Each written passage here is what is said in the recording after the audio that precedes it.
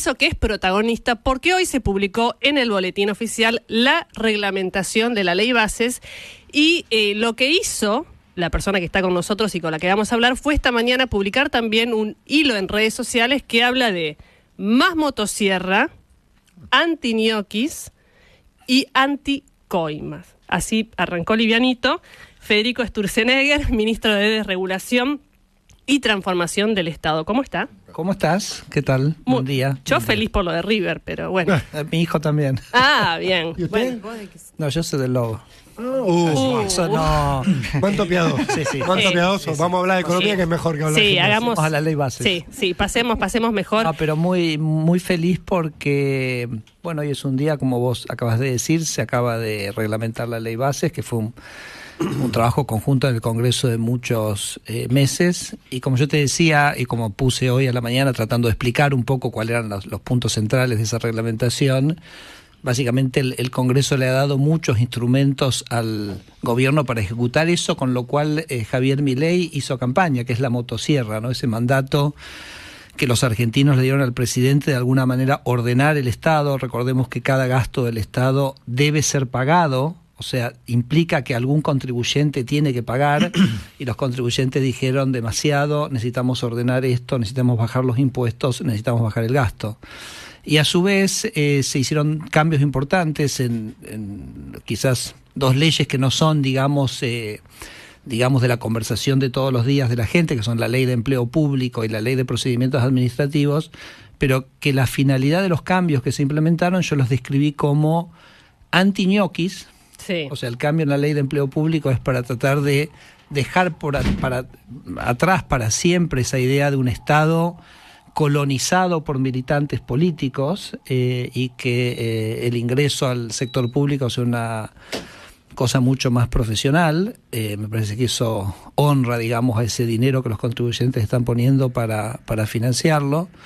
Y anticoimas, ¿no? Porque los cambios en la Ley de Procedimientos Administrativos, ahora si querés los podemos entrar en detalles, Sí. apuntan a evitar esa, digamos, poder que a veces tenían los funcionarios, ya sea para extorsionar o para coimear, digámoslo con todas las letras, y los cambios que ha implementado el presidente Milei buscan a reducir ese margen de arbitrariedad que tenían los funcionarios defendiendo los derechos de los ciudadanos, ¿no? Entonces, bueno, la verdad que ha sido muchos meses de trabajo, y ver que esas reformas y que esos mandatos que recibió Javier pueden ponerse en práctica es algo muy lindo para nosotros. Empecemos por la ley de empleo público. ¿Qué alcance va a tener esto? Porque decís que anti-ñoquis tiene más referencia, digamos, tiene un alcance a lo que entra al Estado y no a lo que ya está en el Estado. Claro, este es un gobierno que está haciendo una gran reestructuración, ya ha tenido una caída de más o menos 20.000 agentes, pensando un plantel de aproximadamente 200.000 con el que se arrancó, más o menos un 10%. Pero es un buen momento para pensar cómo se entra al Estado, ¿no? Entonces lo que nosotros hemos hecho es poner un examen, y la característica es que ese examen es objetivo, o sea, sin intervención humana, ¿correcto? Porque si vos tenés intervención humana es donde vos decís, bueno, sabes que este es amigo de acá, él viene de tal intendencia, hay que meterlo, y entonces como... ¿no? Como que Sí. ¿no? Como pero que, este concurso es para cualquiera que entre. Para cualquiera que entre va a tener que dar un examen, ¿no? Y entonces el examen lo va a corregir la computadora, y si está por encima de un cierto nivel mínimo de competencias que se establezca, entonces va a poder seguir. Ese es uno de los cambios que se hace. El otro cambio que se hace es, había una joda, si me permitís, disculpame mi francés, ¿ok? Disculpame mi francés, ¿ok? Pero es que muchas veces mucha gente de otras reparticiones del Estado por fuera del Ejecutivo pedían gente. Entonces esa gente iba a lo que se llama una adscripción. Sí. Pero ¿sabes qué? Esa adscripción la pagaba el Estado.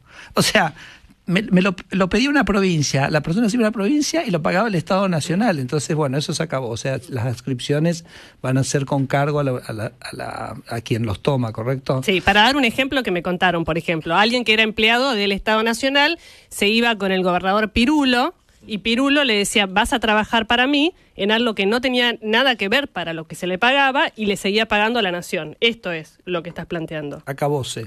¿Y eso es mucha gente? Es digamos, y digamos, es gente en el Poder Judicial, es gente en el Congreso, es gente en las provincias, así que me parece que es una cosa de buena administración, ¿correcto? O sea, que el que tiene un recurso lo financie. Y después lo otro que se hace es se reglamenta algo que estaba hace muchos años en la ley, pero que nunca se reglamentó, que es el régimen de disponibilidad.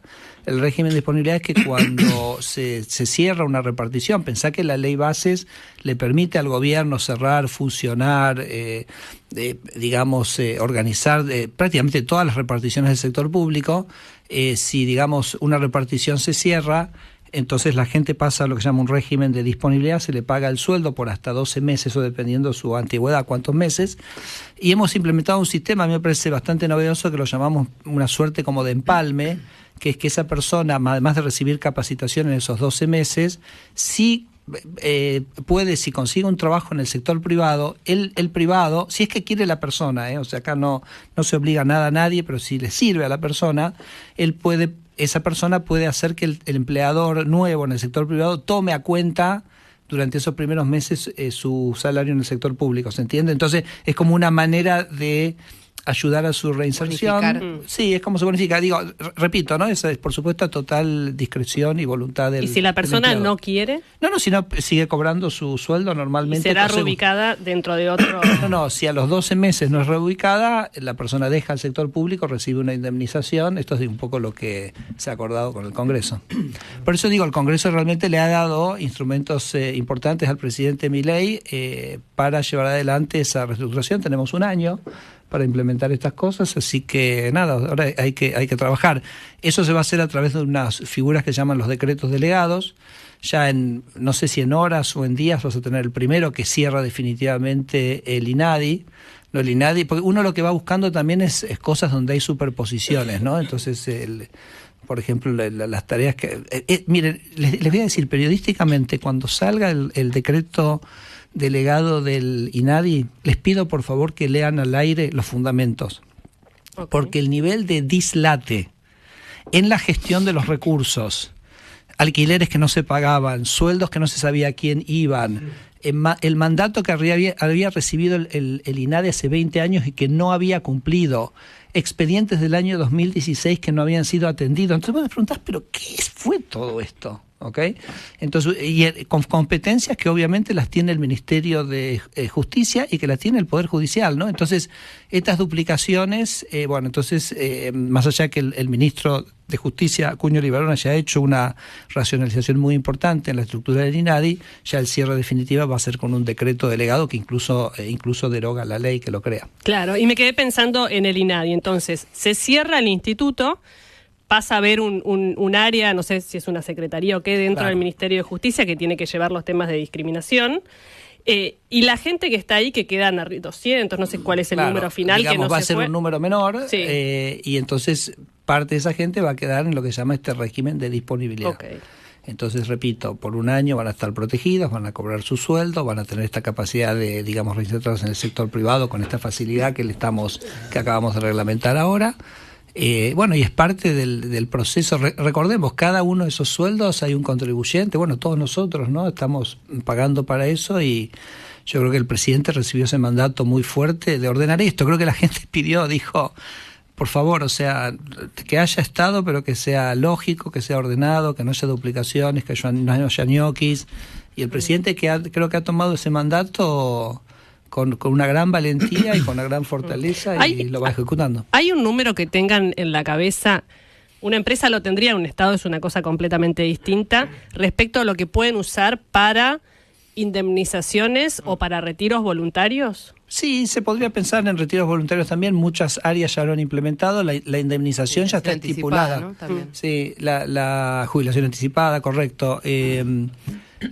La indemnización está pautada, digamos, en términos son parecidas a las leyes de contratos de trabajo, están pautadas ya en la propia ley Bases que aprobó el Congreso. Pero tienen un monto en la cabeza de cuánta plata pueden destinar para eso, porque en algún punto se puede volver antieconómico la idea de sanear completamente el Estado y que funcione con lo básico. Hay que tener caja para eso. Claro, eso. Sí, pero me parece que va a ser un proceso que se va dando gradualmente, no es que, digamos, todo cae en el mismo mes y tenemos la suerte que tenemos un ministro de Economía que nos está dando consistentemente superávit fiscales, así que estas son medidas que eventualmente mejoran muchísimo la solvencia intertemporal del sector público, así que hay que implementarlas.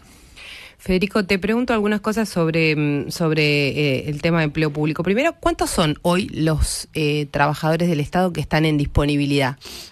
Sabemos que hay unos 20.000 que fueron despedidos, 10.000 de la Administración Central y 10.000 de las empresas públicas. Cecilia, la disponibilidad en realidad empieza a regir a partir de ahora porque está reglamentado. Vos sabés que el régimen de disponibilidad estaba en la ley 23.696, que creo del año está 92, bien, pero ahora nunca se había reglamentado, y en realidad hoy es como que por primera vez el presidente Milei, a través de la reglamentación que se conoció hoy, se reglamenta cómo va a funcionar, cómo va a ser el proceso, incluyendo estos instrumentos que yo te decía. Así que hoy el número es 0, pero es 0 porque nunca había sido puesto en práctica y a partir de hoy sí será una posibilidad. Pregunto al revés, ¿cuántos son los empleados que están en áreas que fueron anunciado su cierre, que hoy no tienen tareas y que pasarían a estar vos lo que me estás preguntando es cuáles son los organismos, que digamos, claro, qué plan hay. Yo te digo, me parece que ese es un proceso que también se dispara hoy, digamos que requiere una discusión con cada uno de los ministerios. Es decir, bueno, esto lo podemos cerrar, esto lo podemos fusionar. Los empleos de Telam, por ejemplo, que es un caso visible. Los empleos de Telam que no adhirieron al retiro voluntario y demás, ¿hoy están en disponibilidad o no necesariamente? Podrían estarlo, pero igual Telam, digamos, pertenece a otro universo que es el de las empresas públicas. Sí, claro. ¿Okay? Acuérdate, el empleo público es primordialmente para lo que es la administración central. Como yo te decía, Javier Milei empezó con una dotación de 200.000 personas en la administración pública. Después hay unas 200 y pico mil que están en las fuerzas de seguridad, ¿correcto? Sí. Que eso va por separado. Ese ya hubo 20.000, digamos, bajas en eso, y ahora viene un proceso que, si se quiere, es más fino, ¿no? Es porque, es decir, bueno, tomar decisiones estratégicas sobre estos organismos queremos que sigan o estos organismos son duplicaciones, entonces tenemos que fusionarlos, y en esa fusión se produce una mejora operativa y en la eficiencia, ¿no? Y una cosa sobre el concurso, sobre ese examen. Hasta acá, para entrar al sector, para entrar al Estado con un cargo permanente, vos tenías que rendir un concurso, tenías que dar un examen. Eso sigue. Eso sigue. O sea, ¿Y este examen para quiénes entonces? Es previo para todos.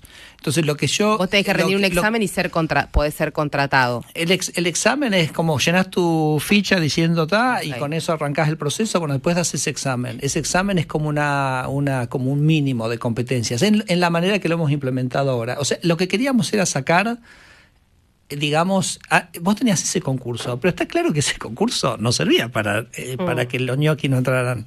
¿Está claro? Sí, obvio. Y además ese concurso muchas veces llega después de que la gente trabaja 20 años en el Estado. ¿Perdón? Que muchas veces ese concurso le llega a la gente después de que trabajó 10 años. No, pero incluso había un concurso Cecilia, había un concurso incluso había un proceso que se llama concurso para entrar. Pero como esos concursos tenían ciertas instancias, si querés, discrecionales, por ahí vos tenías a alguien que no cumplía el mínimo estándar, pero era amigo del intendente de no sé dónde. Sí. Entonces decían, che, mirá, amigo, ok, listo, pasa. Entonces lo que quisimos hacer nosotros es poner una instancia que es hoy, quizás no es muy dura, pero es una instancia, digamos, objetiva, ¿se entiende? Sí, entonces, pero viene alguien que no tiene absolutamente ninguna competencia, porque pensemos que esa persona que entra va a estar siendo financiada con plata de los contribuyentes, ¿no? Así que... ¿Y por qué siguen entrando? No. El punto en este sentido, ministro, ustedes están claramente en un plan de reducir la planta de empleados estatales de la administración central. Lo que hemos visto en otras administraciones fue que se anunciaban recortes, pero cuando terminaban la gestión, el balance daba que habían sacado a 2.000 y habían ingresado 10.000, por decir un número al azar. ¿Qué está pasando hoy? ¿Siguen entrando? Me parece súper válida la pregunta. El número total de reducciones en el Estado es 20.000, ya lleva. Ese es un número que va a seguir aumentando. Me parece que esté buenísimo que vos nos midas por ese neto. Claro.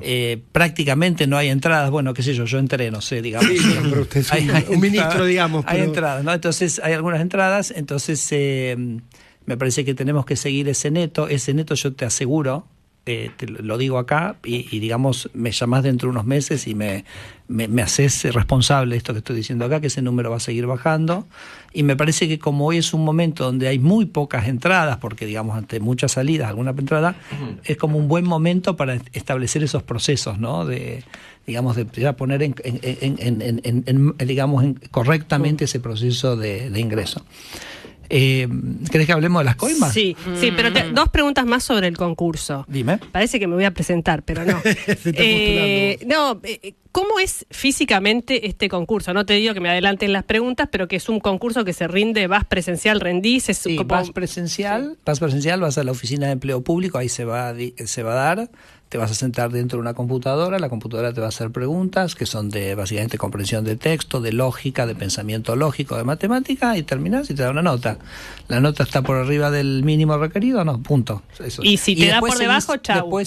Claro, no puedes seguir con ese proceso. Podés ir a entrenarte, podés ir a estudiar, podés ir a prepararte, podés venir a darlo de vuelta, tenés un máximo de veces que lo podés dar.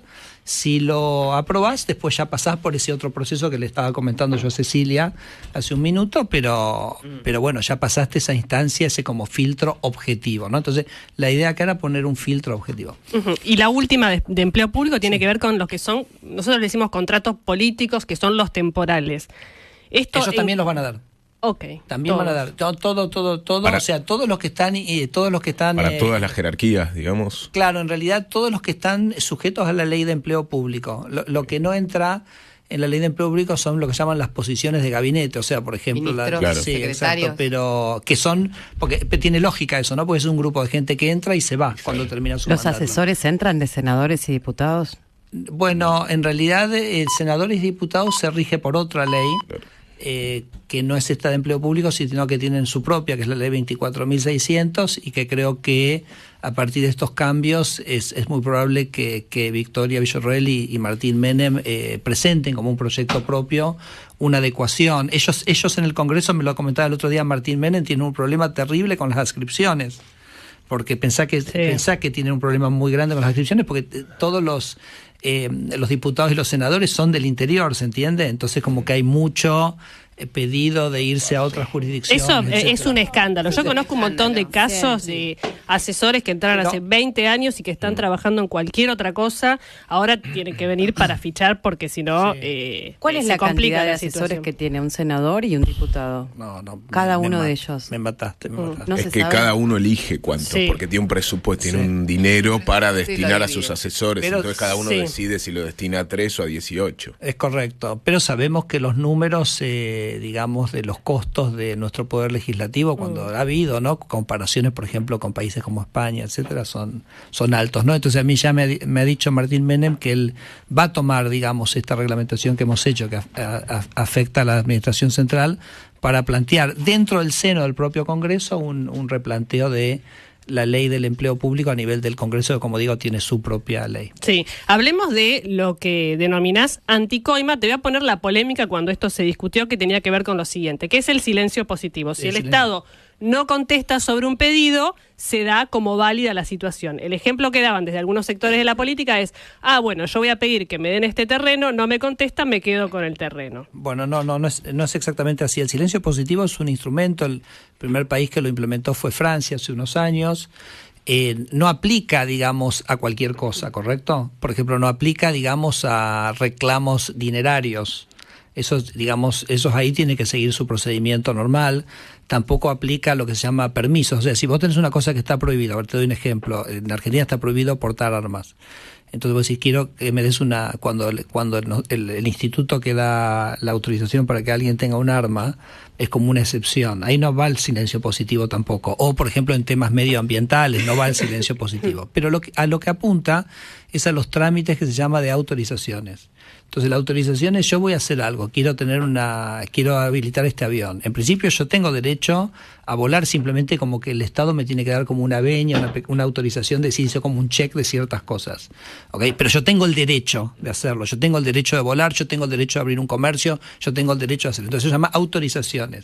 Ahí entonces hemos instaurado el concepto del silencio positivo. El silencio positivo quiere decir, si el Estado en un cierto tiempo, que es bastante perentorio, no responde, listo, vos quedás automáticamente autorizado. En los trámites, con silencio positivo va a estar, muchos de estos trámites hoy se hacen electrónicamente a través de una plataforma que se llama TAD, que es el trámite a distancia, va a estar dicho silencio positivo, entonces ya la persona va a saber.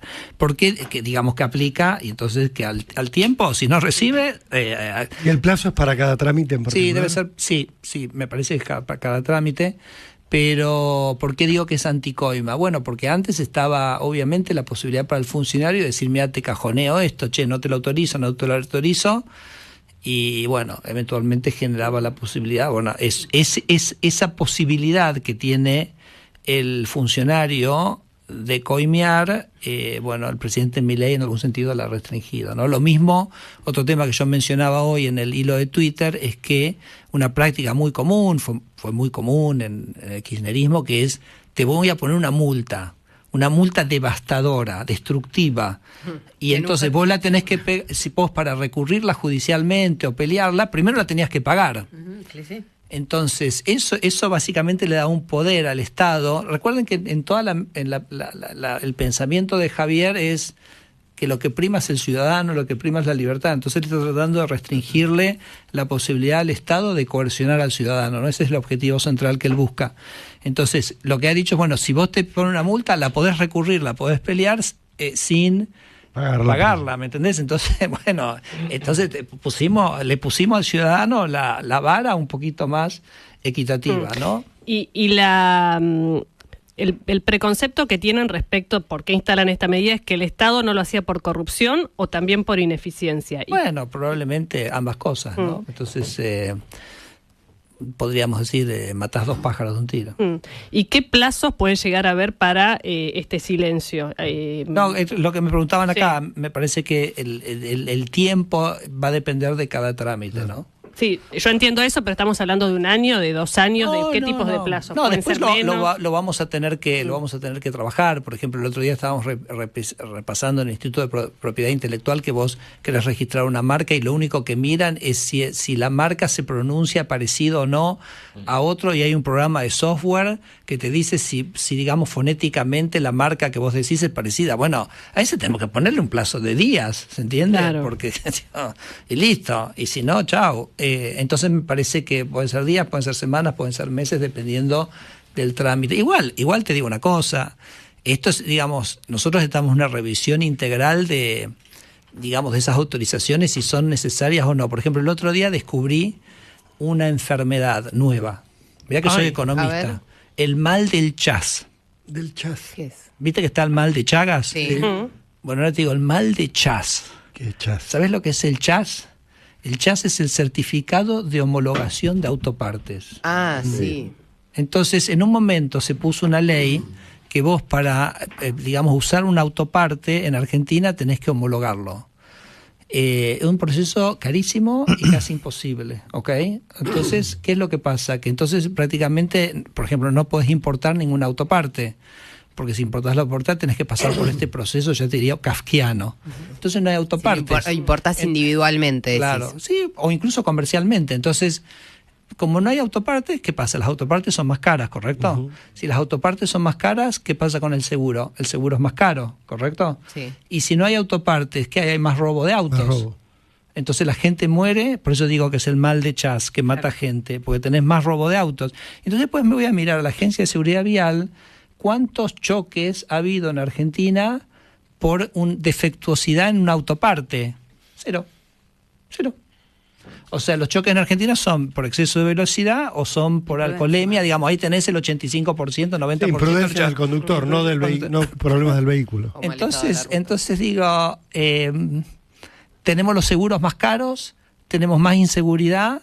Entonces digo, ahí que te lo relaciono al silencio positivo, ¿correcto? Sí. Entonces, ¿qué silencio positivo? Directamente no debiera existir ese trámite. Entonces,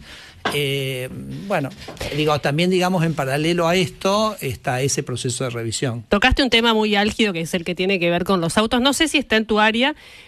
Bueno, los registros ni hablemos. Sí, bueno, pero si el registro vas a ver cambios relativamente pronto, ya estaban... ¿Por qué no se cierran todos para siempre? Bueno, vos en el DNU 70, nosotros lo que planteamos era la posibilidad de que la gente directamente registrada directamente con el Registro Nacional, ¿correcto? Sí. Igual, ojo, déjame decirte una cosa. ¿Está disponible? No, va a estar pronto. Esos son temas, ahí hay temas de implementación. Igual, déjame decir algo que por ahí no es lo que la gente quiere escuchar o no. Cuando lo que pagan el registro a veces no es todo el costo del registro, ¿se entiende? Sino que mucho de lo que paga, de hecho el 70% de lo que paga son impuestos. Entonces, y muchas veces son impuestos provinciales, porque viste que la registración de los autos, sellos, etcétera, patentes son. Entonces digo, eso, a menos que las provincias decidan reducirlo, no está, digamos. Nosotros lo que vamos a poder hacer es sí, quizás reducir los sobrecostos que imponen los propios registros en sí, generando un mecanismo alternativo. Y vamos a permitir, lo que estamos trabajando es para cambiarle la experiencia de usuario a la persona para que todo el trámite lo pueda hacer desde la casa, ¿no? Ese es el tema. El tema del costo obviamente molesta, pero está haciendo una transacción y el problema es la burocracia, el ir a esos registros que están copados por los gestores. Te pido en 2 meses me llamás y voy a rendir cuentas respecto de las mejoras que podamos lograr. ¿Va a ser todo digital? Sentido. Vamos a intentar, digamos, obviamente no necesariamente quiere decir que vos quieras sacar necesariamente la posibilidad de que alguien vaya, porque por ahí alguien se siente más cómodo, quiere perfecto, no hay ningún problema, pero sí lo que vamos a hacer es habilitar un proceso para que vos lo puedas hacer digital. Te diría, y no solo el registro, sino que nosotros lo que tenemos que buscar es que cualquier contrato se pueda firmar digitalmente, entonces tenemos en cartera un proyecto para lo que es, esto es casi la primera vez que lo decimos, ¿no? Pero es un proyecto que vamos a lograr que digamos sea fácil conseguir la firma digital de manera remota. Entonces vos la firma, digamos, que vos necesitas legalmente, la puedas hacer, que te la pueda hacer el escribano de manera remota, que te la pueda hacer tu abogado de manera remota. Eso es espectacular. Sí. No agrega ningún costo, sino que básicamente te va a permitir, por ejemplo, firmar un contrato de alquiler sin tener que ir presencialmente, porque los dos van a poder poner la firma que sea legalmente válida desde sus casas. ¿Y qué necesita el Estado para lograr esto? Porque, por ejemplo, las empresas pagan sueldos en muchos casos y se firma de manera digital el recibo de sueldo. Entonces, ¿qué necesita el Estado? Lo que pasa es que hay cosas que necesitan firmas y cosas que no necesitan firma. Por ejemplo, cuando yo estaba en el Banco Ciudad, nosotros dábamos préstamos por cajero y la ley no te dice que vos necesitas una firma legal, pero por ejemplo, entonces lo dabas electrónicamente, ¿correcto? Pero por ejemplo, si vos querés un contrato de alquiler, por ahí vos querés que la firma tenga validez legal, entonces esa hasta ahora no se podía hacer digitalmente. Ahora vos me decís, ¿qué necesita hacer el Estado?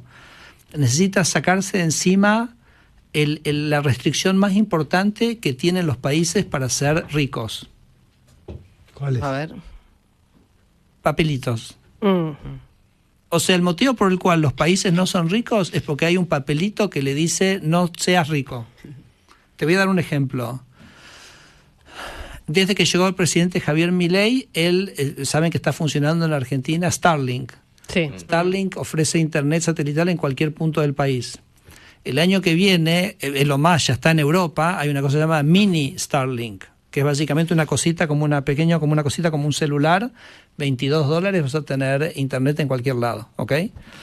¿Por qué no había eso en Argentina? No había porque nosotros no teníamos técnicos que lo pudieran hacer, no habíamos porque no había infraestructura, la infraestructura son los satélites que están ahí en el cielo, no había porque, no sé, lo que fuere.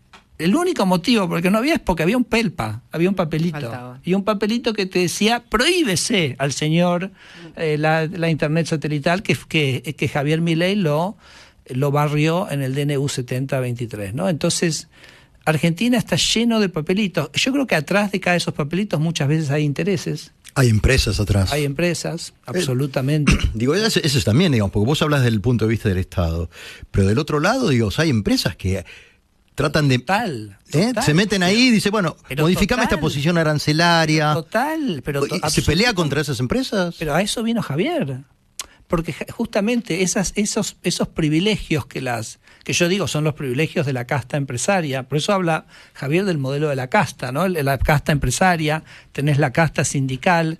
¿Sobre qué hizo campaña Javier Milei? Yo vengo a luchar contra la casta, en defensa de la gente, porque esa casta se ha ido absorbiendo privilegios que nos cercenan nuestro bolsillo. Entonces, ese es el mandato que tiene él, esa es la convicción profunda. Bueno, creo que en parte un poco mi llegada al gobierno también tiene que ver con tratar de, digamos, de empujar eso, más allá que lo venimos trabajando juntos desde el principio de la gestión. ¿Qué pasó en eso con el régimen de Tierra del Fuego, con la liberación del azúcar en Tucumán, con la pesca en el sur? Grandes todos esos sectores en los que había que pelearse con empresas quedaron en el camino. Grandes preguntas. Bueno, el régimen de promoción del azúcar y el régimen de la pesca, el presidente Javier Milei los puso sobre la mesa. Y lo sacó. No lo sacamos nosotros. Lo sacó el Congreso. Bueno, o sea, te digo porque yo estuvimos peleando el tema de la pesca y no conseguíamos votos para lo de la pesca. Lo del azúcar duró 4 días en la ley. Sí. Digamos, ahora, eso es la democracia, ¿no? O sea, la democracia es vos planteás, digamos, cambios, y la democracia una sociedad es un conjunto de intereses, ¿correcto? A veces contrapuestos, y vos tenés como que tomar decisiones y generás todo este entramado institucional para generar en algún sentido resortes. Vos me preguntas a mí, lo de la pesca es un escándalo. Sí. O sea, y yo creo que hemos hecho un gran... Ahora te voy a decir una cosa. Pero para la gente que nos está escuchando, los que pescan los peces de todos los argentinos, porque no hay derechos de propiedad en el mar. En el mar los peces son de todos los argentinos, pagan una regalía de 0,15%, o sea, se llevan los peces gratis, ¿ok? Entonces, bueno, nosotros planteamos que cuando venzan las concesiones, ni siquiera le tocábamos el derecho a nadie, iba a haber una competencia entre los pescadores argentinos para ver cuánto tenían que pagar para tener ese derecho. Una cosa de total lógica, de total sentido común, ¿correcto? No conseguimos ningún voto. Ahora vos me decís, ese si querés dejarme poner, ese fracaso en nuestra agenda legislativa, ¿fue verdaderamente un fracaso? Bueno, obviamente fue un fracaso en el sentido que no lo pudimos sacar, eso es obvio, pero yo creo que se instaló el debate. Sí. Yo creo que la sociedad está más consciente. ¿Y vuelven sobre eso? Yo siempre digo, sí, por supuesto que sí, pero además yo siempre doy el ejemplo. La ley de aborto, ¿cuántas veces fue al Congreso? 2. ¿Fue 2 o 3 veces? Que se trató en el recinto 2. Y se aprobó una que no se aprobó durante el gobierno de Macri y la segunda Alberto Fernández. Entonces lo que digo es, a veces la sociedad necesita un proceso de maduración. Entonces, cuando el presidente planteó lo que planteó en la ley bases en enero, entonces, bueno, está bien, hay algunas cosas que no pasaron, Cecilia, pero me parece que se va empezando a generar un debate. Vos me decís, lo último que me preguntabas es Tierra del Fuego. Yo te digo, vamos a buscarlo a Massa, vamos a buscarlo a Alberto Fernández, porque pocos meses antes de irse del gobierno le extendieron el régimen hasta prácticamente el año 2050. Eso no se puede modificar de ninguna manera. Bueno, lo que pasa es que fue durante la gestión de Daniel Scioli, así que lo tenés cerca. No, la extensión fue en el gobierno de Alberto Fernández, fue pocos meses antes de irse. Y el problema que vos tenés ahí es que entonces, claro, el Estado también muchas veces como genera relaciones contractuales, es como el RIGI, vos generás una relación contractual y que después el Estado queda comprometido, digamos, a respetarlo. Entonces digo, cada vez que sientes a un peronista acá, le preguntás por qué hicieron eso, ¿correcto? Entonces bueno, nos manejamos dentro de los márgenes que nos da el Congreso, que nos da la democracia. No nos preocupa llevar un debate y perderlo. Me parece que es parte de un proceso de maduración de la sociedad, es parte, digamos, del cambio cultural que pregona Javier, y nada, me parece que es parte del juego de las instituciones. Una pregunta que es más popular, no sé si popular, pero sí para los que usan autos, se dan cuenta que me quedé con el tema, ¿no? A ver. ¿Qué es? La idea de tener un número de patente para siempre para una persona, ¿es algo posible, viable, que esté en los planes? Mira... Me tengo que coser la boca. No, al contrario. Nunca. Pero no, en serio, es una pregunta genuina de... Yo, si la diputada Patricia Vázquez lo plantea, etcétera, a mí me parece que el tema y trabajamos con ella, porque vamos a hacer unas cosas bastante cool con el tema del registro y las licencias de conducir, etcétera. Pero no puedo decírtelas ahora porque las vamos a anunciar juntos con el ministro de Economía probablemente en un par de semanas, ¿ok? Entonces lo vamos a tener que dejar para ese momento. Solo decime, ¿es descabellado? No es para nada descabellado, okay. Algunos países lo tienen. No me parece que es lo esencial, digamos. La patente puede ser de la persona o la patente puede ser del auto. No me parece que la cosa pasa por ahí. Me parece que pasa por... vos tenés que sacar una licencia de conducir y yo te pregunto, ¿por qué la tenés que renovar? Porque te estás viendo si te olvidaste o tenés que hacer una verificación psicofísica. Bueno, entonces me parece que esos trámites pueden... En Estados Unidos, por ejemplo, vos sacás la licencia y no vas más. Después, en todo caso, simplemente mandás una declaración jurada que tu condición física sigue siendo apta. Entonces, bueno, vamos a eso sería genial, licencia vitalicia. Claro, porque una cosa es la condición física y otra es que pensar que una persona se puede olvidar de las reglas de tránsito. Bueno, por eso. Entonces, que no vea así. ¿Sabes quién puso la licencia? No es un anuncio esto, pero te cuento simplemente un dato. ¿Sabes quién puso una licencia vitalicia en el mundo? Manuel López Obrador. Porque Manuel López Obrador tenía tanta corrupción en la emisión de licencias en el Distrito Federal, en la Ciudad de México, dijo, ¿sabes qué, muchacho? Se acabó la historieta acá. Así que bueno, con el ministro de Economía en un par de semanas creo que vamos a tener muchas novedades muy interesantes para comentar. Me encanta porque justo me toca renovarla. No, bueno. Sáquenlo antes. Los autos te quería preguntarle por los autos, porque vos decís la patente no cambia si es de la persona o del vehículo, pero la realidad es que el robo de autos y sobre todo el robo de motos es un flagelo enorme en la Argentina, y quizás la patente que esté identificada con una persona facilitaría que no haya tantos robos, porque le pones un problema más al delincuente, porque tiene que ponerle una patente que pertenezca a una persona. El conurbano está lleno de motos robadas dando vueltas. Está bien, hay pocos controles, pero ¿no deberíamos acentuar los controles sobre eso y sacar las cuestiones burocráticas que lo pone al ciudadano que sí está dentro de la ley en situaciones de complejidad? Es interesante, no lo había pensado desde esa óptica, así que me lo llevo, hago nota mental de lo que me estás diciendo, definitivamente. Pero bueno, también se ata un poquito lo que habíamos hablado hace un ratito, ¿no? Que era el mal de Chas. Sí. Entonces, si vos realmente agilizás, digamos, el acceso a las autopartes de manera legal, con otro decreto que no lo vi hoy, pero creo que iba a salir hoy, si no mañana, que vos sabés que tenés una ley que para los desarmaderos legales no pueden usar las piezas. O sea, vos tenés un auto que tuvo un choque, pero que la mitad del auto quedó sano. Entonces, ¿qué más lógico que recuperar, digamos, partes útiles? Sería como un Incucay de los autos, ¿no? Una cosa así. Entonces, hay una ley. Vaya a saber, digamos, de dónde vienen todas estas cosas, ¿no? Porque algún día va a haber que hacer la historia de quién hizo estas cosas. No te permite utilizar las autopartes que están sanas de los autos. Entonces, es otro mecanismo. Imagínate que vos haces eso, tenés un montón de autopartes. Oferta y demanda, ¿no? Tenés más oferta de autopartes, baja el precio de las autopartes, baja los seguros. En fin, entonces, el secretario de Comercio, Pablo Lavigne, ya tenía la firma, básicamente un decreto que cambia la reglamentación de la ley de cuáles son las autopartes que se pueden, digamos, en algún sentido reciclar, por decirlo de alguna manera, ampliando dramáticamente el número de piezas. Así que eso también tiene que ver con... Todo eso apunta a reducir el robo de los autos y sobre todo bajar el precio de los precios de los seguros y los precios de las autopartes, ¿no? Todavía no hablamos hoy de un capítulo que tiene la reglamentación, que es las empresas públicas a privatizar. Sí.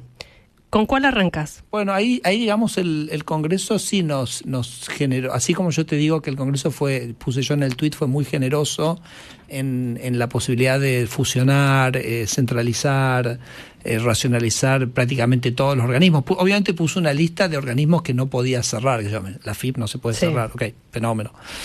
La verdad que ninguno de los organismos que están en esa lista ni siquiera se nos había pasado por la cabeza verdaderamente, ¿no?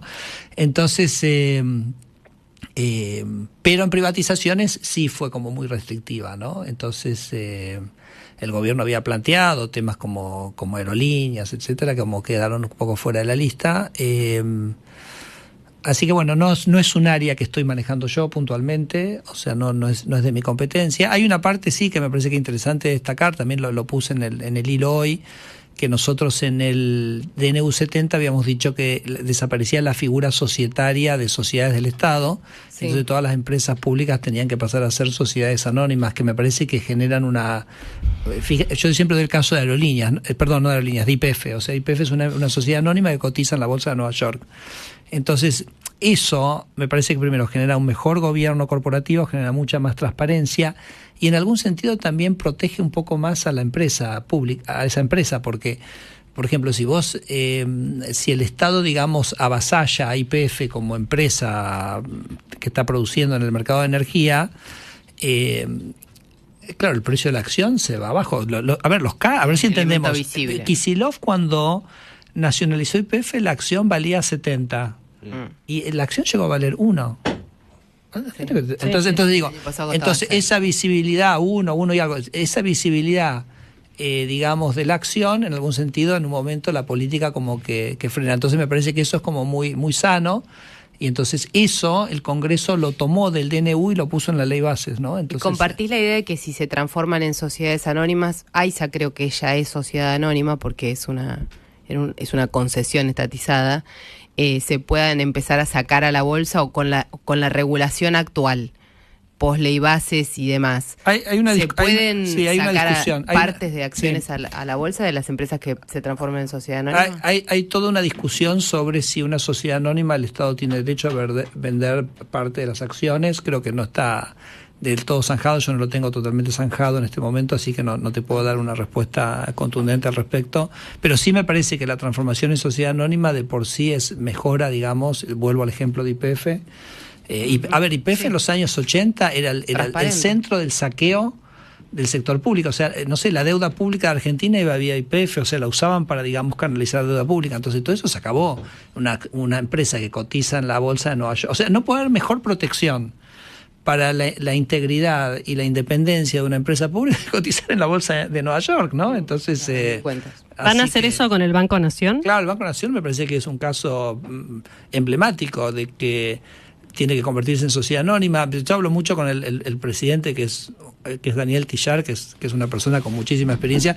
Él estuvo en el Banco Provincia, es una persona con muchísima experiencia en el sector bancario, sobre todo en el sector bancario público, y él viene del Banco de Córdoba. Y el banco, una excelente gestión del Banco de Córdoba, y el Banco de Córdoba es sociedad anónima. Entonces entiende perfectamente los beneficios de esa figura societaria, ¿no? Uh-huh. Y en el caso, sé que las empresas públicas van por otro lado, pero yo te decía cuáles están primeras en la fila. ¿Qué dirías? Además de este tema de Banco Nación, hacer sociedades anónimas. Mirá, no, me parece que eso se lo vas a tener que preguntar a la persona que está en ese área, a ver qué planes tienen. Yo estoy trabajando más en la reorganización de los organismos propios de la administración pública. En puntitas de pie, ¿no? Vas en puntitas de pie, para no entrar en colisión con ningún otro sector. Pero me parece que es una cuestión de lógica de funcionamiento de un equipo, ¿no? Me parece que... No, sobre todo, a mí a veces me preguntan, hoy no lo han hecho y me parece genial de la economía, ¿no? Entonces yo digo, los anuncios de la economía son delicados, ¿no? O sea, cuando un ministro de Economía habla del tema del tipo de cambio, entonces no puede haber diferentes voces en un gobierno, pero es una cuestión pura de lógica, ¿no? Y de funcionamiento. Yo estoy, pero te digo, fascinado con la tarea que me ha encomendado el presidente Milei.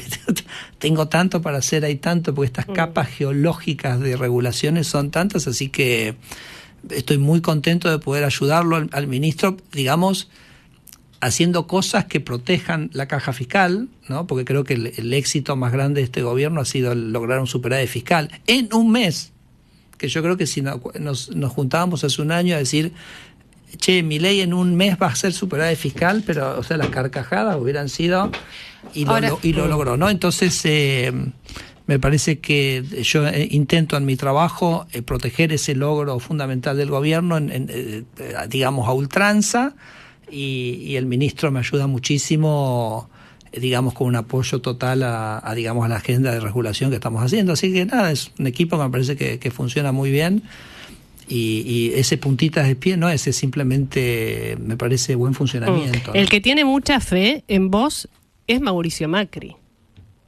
Lo digo porque en las entrevistas que, digamos, fue crítico con el entorno presidencial, esto ya fue muy hablado hace 3-4 días, resalta siempre tu figura. Bueno, pero entonces eso también es en algún sentido resaltar la de Javier Milei, ¿no? Que es el que arma sus equipos y... A ver, digamos, las cosas... Esto es a la gente que nos está escuchando, el tema de la desregulación no es nada que vos digas, uy, acá te voy a tirar algo, son muchos pequeños logros, son muchas trabas que vas sacando. Y después de trabajar eso mucho tiempo, te das cuenta que lograste avances, ¿no? Y bueno, yo a veces digo, yo soy más futbolero, no sé nada de rugby, pero sí sé que está esa cosa que se llama el scrum, ¿no? Sí. Que cuando se meten ahí todo. Entonces digo, esto a veces se siente como un scrum, ¿no? O sea, entras, empujás, te quiebran la clavícula, no sé, te escupen, no sé lo que fuera, ¿verdad? Y cuando terminás muerto, todo chivado, etcétera, ¿cuánto avancé? Avancé 5 centímetros. Bueno, pero avancé. Si avanzamos 5 centímetros, ¿no? Y entonces hoy te digo, bueno, el jazz, y después te digo la ley esta del autoparte, y después vas a ver que los seguros empiezan a bajar, y desregulamos el mercado aerocomercial, y te das cuenta que el precio de los pasajes está como en el menor nivel, y empezás ahora, puedes ir a San Juan a 25.000 pesos, puedes volar a San Juan. Bueno, y entonces, y tenés Starlink, digamos, y podés hacer tu contrato de alquiler con libertad. Bueno, taca, bueno, vas avanzando. ¿Qué pensás de esa posición que explicitó Macri fuerte todos estos días sobre que el gobierno de Milei le falta gestión? Yo discrepo radicalmente, lo digo con todo respeto. Vos estuviste, ¿no?, en el gobierno de Macri.